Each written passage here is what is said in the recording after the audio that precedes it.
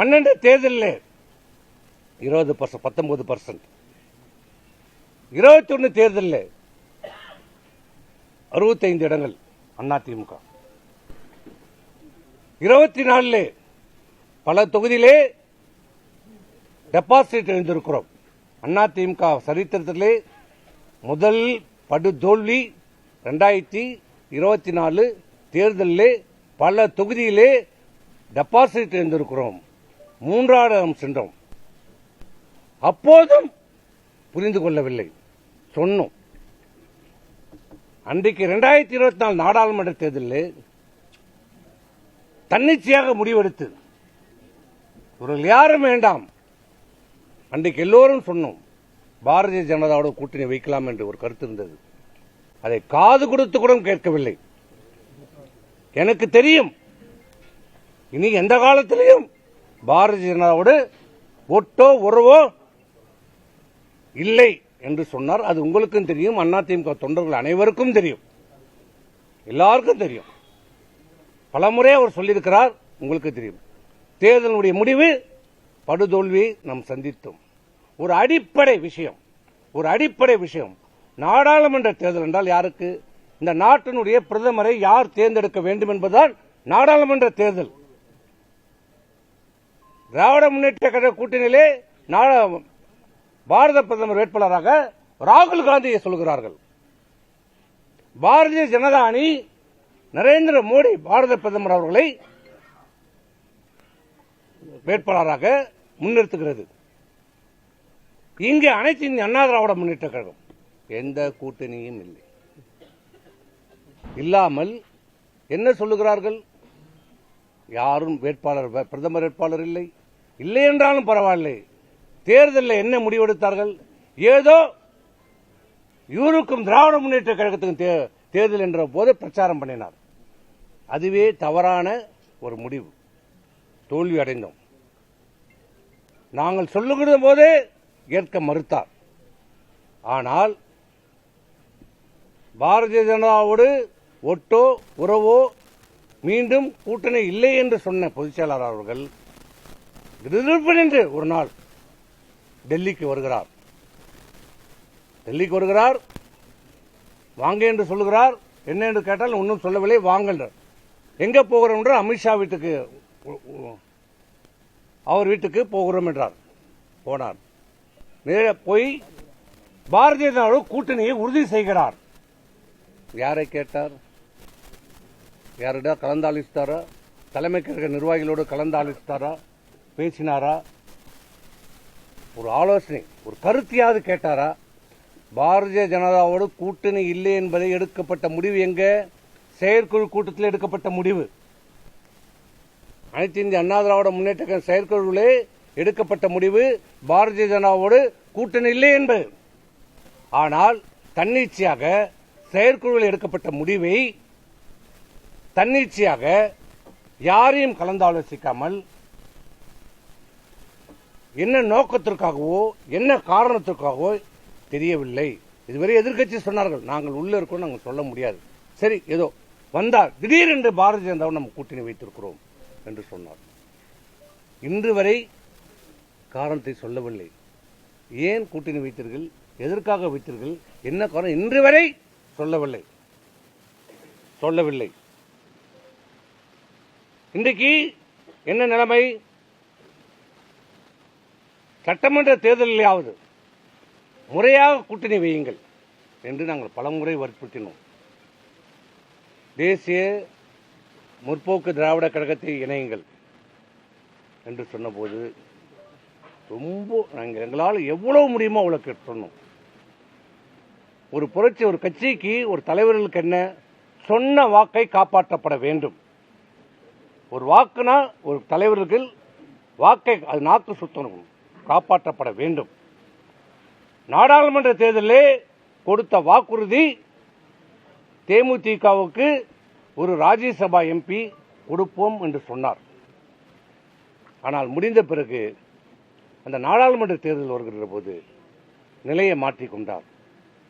நாங்கள் சொன்னோம், இது தப்பு, முறையல்ல, சொன்னதை கொடுங்க, அடுத்த தேர்தலில் உங்களுக்கு யாரை போடுகிறீர்களோ போட்டுக் கொள்ளுங்கள். நீங்க யார் வேணாலும் போடட்டும். ஆனால் இப்போ அவர்களுக்கு கொடுங்க. சட்டமன்ற தேர்தலுக்கு அவர்கள் நமக்கு தேவை, அதை கொடுங்கன்றோம். எங்கள் கருத்தை உதாசனைப்படுத்தி விட்டார். ஸோ அவர் கொடுத்த வாக்கையும் காப்பாற்றவில்லை. அதனால் அவர்கள் எங்கள் மீது மிக வருத்தம். அந்த வருத்தம் கடைசி வரைக்கும் அவர்கள் கூட்டணி வெளியேறுவதற்கான காரணமாக அமைந்து விட்டது. அப்போதும் அவர்கள் வந்தார்கள். கூட்டணியில் சேருவதற்கான அனைத்து முயற்சியிலும் அவர்களுடைய முதல் சாய்ஸே கூட்டணியிலே அனைத்து இந்திய அண்ணா திராவிட முன்னேற்ற கழகத்தில் சேர வேண்டும் என்பதுதான். பலமான முயற்சி எடுத்தார்கள், கடைசி வரைக்கும் முயற்சி எடுத்தார்கள். ஆனால் அவர்களை உதாசனை செய்தார். நானே வெற்றி பெற்று விடுவேன், எனக்கு யாரும் தேவையில்லை, எந்த கூட்டணியும் தேவையில்லை, அதிமுக தன்னந்தனியாக நின்று வெற்றி பெற்று விடும் என்று சொன்னார். நாங்கள் எவ்வளவோ சொன்னோம், அவர் அதை கேட்டுக்கொள்ளவில்லை. அதனுடைய முடிவு இன்றைக்கு 2026 சட்டமன்ற தேர்தலிலே மாண்புமிகு எம்ஜிஆர் அவர்களால் தொடங்கப்பட்ட இந்த இயக்கம், மாண்புமிகு அம்மா அவர்களால் தொடங்கப்பட்ட இந்த கட்டி காப்பாற்றப்பட்ட இயக்கம் தொடர் தோல்வி, தொடர் தோல்வி, தொடர் தோல்வி. தோல்வி மட்டுமில்ல, தோல்வி கீழே போய்கொண்டே இருக்கிறது. அனைத்து இந்திய அண்ணா திராவிட முன்னேற்ற கழகத்துடைய சரித்திரத்திலே கிட்டத்தட்ட பெரும்பான்மையான தொகுதியிலே இன்றைக்கு 3வது இடம் சென்றிருக்கிறது அதிமுக. மிகப்பெரிய வருத்தம், வலி எங்களுக்கு ஏற்பட்டிருக்கிறது. எங்களால் தாங்க முடியவில்லை, சொல்ல முடியவில்லை. இவ்வளவு காலம் அவர் பொதுச் செயலராக யார் கொண்டாந்தோம்? அவராக பொதுச் செயலர் ஆகிவிட்டாரா? யார் கொண்டாந்தது? யாரால் உருவாக்கியது? இங்க இருக்கிற பொதுக்குழு உறுப்பினர்கள், நாங்கள் தொண்டர்கள் எல்லோரும் ஒற்றுமையாக இருந்து ஒற்றை தலைமை வேண்டும் என்ற நிலைப்பாட்டை நாங்கள் தான் எடுத்தோம். இன்றைய பொதுச் செயலாளர் எடுக்கல. அவருக்கு பயம், அச்சம் இல்லை. இந்த இயக்கம் காப்பாற்றப்பட வேண்டும் என்றால், வேகமாக செயல்பட வேண்டும் என்றால் ஒற்றை தலைமை அவசியம் என்று நாங்கள் தான் எடுத்தோம். அவர் சொல்லல, போய் சொன்னோம். இன்னைக்கு அந்த அதுக்கான பாவத்தை நாங்கள் அனுபவித்துக் கொண்டிருக்கிறோம். தண்டனையை நாங்கள் அனுபவித்துக் கொண்டிருக்கிறோம். சொன்னோம், இல்ல இல்ல இது பிரச்சனை ஆயிடும், கட்சி உடைஞ்சிடும், அங்க போயிடும், கேஸ் ஆகும். அதான் ஆமா, ஒற்றை தலைமை முக்கியம், விரைந்து முடிவெடுக்க வேண்டும், வேகமாக செயல்பட வேண்டும் என்றால் ஒற்றை தலைமை தேவை என்று சொல்லி வழக்கு வரும், தேர்தல் ஆணையம் சொல்லும். இது எல்லாம் நாம் பார்த்துக்கொள்ளலாம். ஓராண்டு காலமாகும். இது எல்லாம் முடித்துவிட்டு, சரியாக ஓராண்டு காலத்தில் முடித்துவிட்டு நாம் எல்லாத்தையும் பார்த்து இந்த அனைத்து இந்திய அண்ணா திராவிட முன்னேற்றத்தை காப்பாற்றலாம். அதே போன்று ஓராண்டு காலத்திலே இந்த அனைத்து பிரச்சனையும் தீர்த்து வைத்து இன்றைக்கு பொதுச் செயலாளராக உருவாக்கி வைத்தது இங்கே நின்று கொண்டிருக்கின்ற பொதுக்குழு உறுப்பினர்கள். சுயமாக ஒன்றும் பொதுச் செயலாளராகவில்லை. தமிழ்நாட்டில் இருக்கிற அந்த கோடான கோடி தொண்டர்களுடைய எண்ணத்திற்கு அடிப்படையிலே உருவாக்கப்பட்டது தான் இந்த பொதுச் செயலாளர். ஒரு தலைவருக்கு என்ன அழகு? நாங்களே தவறு செய்திருந்தாலும், இல்லை மற்றவர்கள் தவறு செய்திருந்தாலும் அவர்களை அழைத்து, அவர்களை திருத்தி, இல்லை ஏதாவது தவறான பழி சொன்னாலும் சொல்லி முதலிலே அவர்கள் திருத்துவதற்கான நடவடிக்கைகளை மேற்கொண்டு, அதுதான் ஒரு தலைவருக்கு அழகு. இந்த இயக்கத்தை அப்படியே கட்டுக்கோப்பாக கொண்டு செல்ல வேண்டும். இன்னும் மேன்மேலும் இதை வளர்க்க வேண்டும். இன்னும் உறுப்பினர்களே சேர்க்க வேண்டும். இன்னும் பல்வேறு இயக்கத்தில் இருக்கிற தலைவர்களை கொண்டு வந்து சேர்க்க வேண்டும். அதுக்கு நேர்மாறாக உலகத்தில் அனைத்து கட்சியிலும் இருக்கிற செயல்பாடுக்கு நேர்மாறாக இந்த அதிமுக மட்டும்தான் ஒரு அதிசயம் நடந்துட்டு இருந்தது. இவர் பொதுச் செயலாளராக பொறுப்பேற்ற இந்த 4 ஆண்டு காலத்திலே அவர் செய்திருக்கிற ஒரே பணி, சிறப்பான பணி, நல்ல பணி, நீக்குவது நீக்குவது நீக்குவது நீக்குவது நீக்குவது. அவருக்கு தெரிந்த ஒரே வார்த்தை, ஒரே செயல், என்றால் சிறைவாசம், ஏன் என்றால் வனவாசம் என்பது போல. ஏன் என்று கேட்டால் அடிப்படை உறுப்பினர் நீக்கப்படுகிறார். எதற்கு என்று கேட்டால் கட்சி பதவி நீக்கப்படுகிறார். இதை தவிர என்ன செய்திருக்கிறார்? என்ன நடந்தது? நீ கடவுள் என்ன பண்ணாரு? நீங்க நீக்கணவங்க எல்லாம் இன்னைக்கு சட்டமன்றத்தில் உறுப்பினராக போயிட்டாங்க. நீங்க யாரை நீக்கணும் அவருக்கே நீங்க கையெடுத்து கும்பிட்டு இன்னைக்கு சபாநாயகர் ஆகிட்டார். நாங்க எவ்வளவு வேண்டணும். அவர் எங்ககிட்ட சொன்னார், எனக்கு எந்த விதமான நிபந்தனையும் கிடையாது.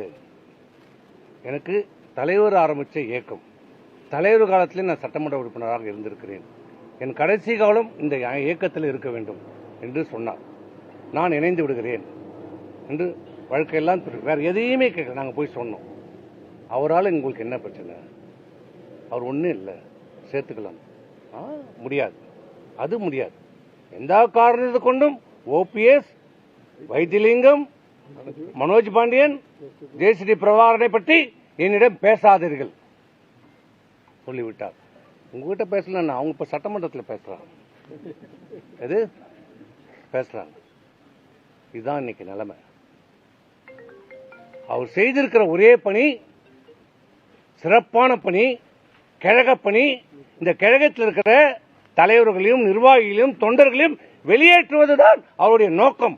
திமுக உடைய நோக்கத்தை மிக வெற்றிகரமாக செயல்படுத்துகிற ஒரு பொதுச் செயலாளராக இன்றைக்கு இந்த பொதுச் செயலாளர் இருக்கிறார். திமுக நோக்கம் என்ன?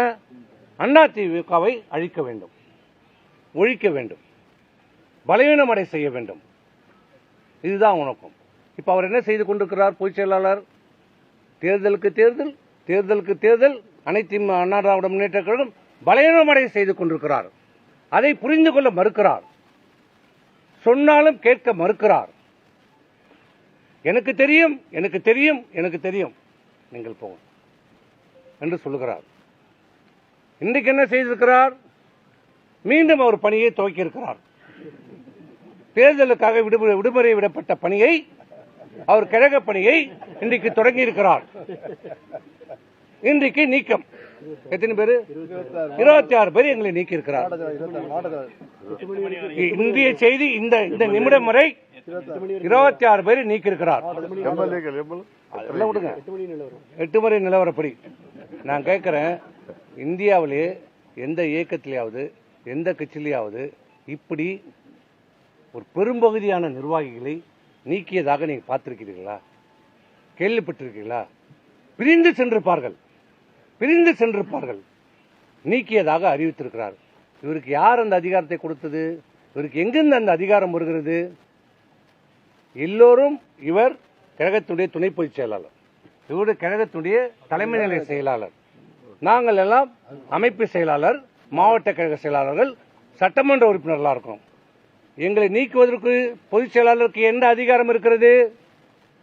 எங்களிடம் விளக்கம் கேட்கப்பட்டதா? இல்ல காரணம் நீக்கிய அந்த நீக்கப்பட்டிருக்கிற பட்டியலில் காரணம் சொல்லப்பட்டிருக்கிறதா? இந்த காரணத்துக்காக இந்த இதுக்காக நீக்கணும் என்று சொல்லப்படுறதா? இது எப்படி சொல்லும்? எந்த விதத்திலையும் செல்லாது. அவர் நீக்கிய அந்த பத்திரிகை வடகட்டத்து கூட உதவாது. இது எதற்கும் செல்லாது, செல்லாது, எதற்கும் அது செல்லாது, எந்த விதத்திலும் அது செல்லாது, எந்த அதிகாரமும் இல்லை. ஏனென்றால் அனைத்து இந்திய அண்ணா திராவிட முன்னேற்ற கழகத்திலே தேர்தல் முடிந்த பிறகு அனைத்து இந்திய அண்ணா திராவிட முன்னேற்ற கழகம் மிகப்பெரிய ஒரு தோல்வி, 3வது இடத்துக்கு சென்றிருக்கிறது. தொண்டருடைய உழைப்பு, அண்ணா திமுக தொண்டர்களுடைய உழைப்பு, வேர்வை, ரத்தம் அனைத்தும் இன்றைக்கு இவர்கள் எடுத்த தவறான முறை, தவறான தேர்தலினுடைய நடவடிக்கை, கூட்டணி அமைப்பதிலே ஏற்பட்ட தவறுகள் இன்னைக்கு அதிமுக தொண்டர்களுடைய உழைப்பு வீணாயிருக்கிறது, வீணடிக்கப்பட்டிருக்கிறது.